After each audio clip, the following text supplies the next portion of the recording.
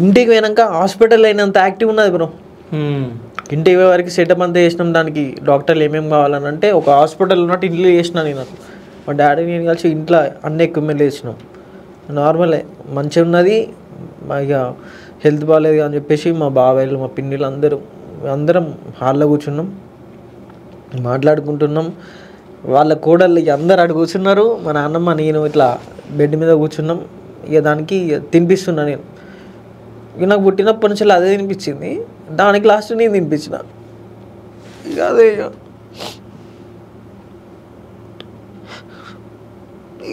అసలు తినిపించిన, అరే నువ్వు నిద్రలేదు కదా పోయి వాడుకోపోన్నది. జోకులు చేసింది మా పిన్నోళ్ళతోటి, నాతో జోకులు చేసింది. మా చిన్న బాబాయ్కి కొంచెం తెలుసు హాస్పిటల్ నుంచి వెళ్తాను, ఒకసారి వర్క్ చేసిండు. నేను చూసుకుంటారా, నువ్వు ఆడుకోపో అన్నది. చెల్లె నేను ఇట్లా అరౌండ్ 3:30 అవుతుంది నైట్ తెల్లారంగా నైట్ 12 అట్లా రీచ్ అయినాం. అప్పటి నుంచి వెళ్ళి మాట్లాడుకుంటూనే ఉన్నది మాతోటి.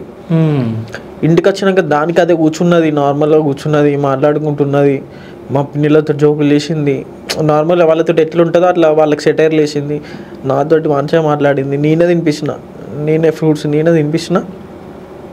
మంచిగా ఉన్నది. పడుకోపోరా, కొంచెం రెస్ట్ లేపు. మా బాబాయ్ ఇంక ఇద్దరం ఉండు ఎందుకురా, నేను చూసుకుంటా, నీ కొంచెం పడుకున్నాక నువ్వు చూసుకోని అన్నాడు.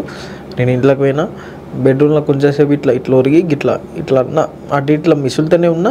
వెంటనే మా చిన్న చెల్లి వచ్చింది, మా బాబాయ్ వాళ్ళ కూతురు వచ్చింది. అన్నది అమ్మ ఇట్లా వేస్తుందా అన్న వాళ్ళు టక్కన లేచిపోయి చూసేసరికి లేదు, అయితే అసలు రెస్పాండ్ అయితే లేదు. ఎంత చేసినా రెస్పాండ్ అయితే లేదు. మా బాబాయ్ CPR చేస్తుండు, అయినా రెస్పాండ్ అయితే లేదు. ఇక దేవుడు కొంచెం అట్లా మర్పించినట్టు చేసి మమ్మల్ని పంపించి ఇది చేసిన అనిపిస్తుంది ఎప్పుడైనా. కానీ ఇక లాస్ట్ నా చేతిలో అయినసరికి ఇక నాకు ఎప్పుడు మర్చిపోదామన్నా కూడా ఇక అది మర్చిపోని సిచ్యువేషన్ నా లైఫ్లో.